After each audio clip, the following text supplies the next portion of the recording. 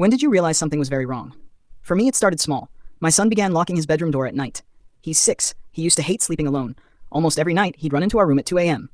But suddenly, he wanted to sleep by himself. Door locked. At first, I thought maybe he was just growing up. Then one night, I heard him talking. Not loud, just quiet whispers. I stood outside his door thinking maybe he was playing with toys. So I knocked. Everything went silent. I asked, "Who are you talking to?" There was a pause. Then he said, "Nobody. Go to sleep."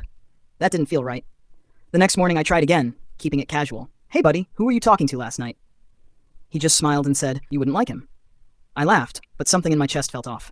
That night, I checked his entire room before he slept. Closet was empty. Under the bed, nothing. Windows locked. Everything was normal.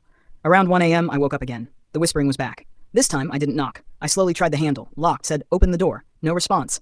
Then I heard him say very softly, "Wait, he's coming." That was enough. I forced the door open. He was in bed. Alone, half asleep. No one else in the room. I checked everywhere again. Nothing. The next day, I installed a small baby monitor in his room. I didn't tell him. That night, I watched the feed. For hours. Nothing happened. Then around 12:47 a.m., he suddenly sat up. He didn't look at the door. He didn't look scared. He slowly turned his head toward the corner of the room and smiled. "Hi," he said. My whole body went cold. There was nothing there. Like someone had asked him something, and he said, "Yeah, he doesn't know yet." I ran to his room immediately, opened the door, turned on the lights. The corner was empty, just my son, looking at me. "Why are you awake?" I asked.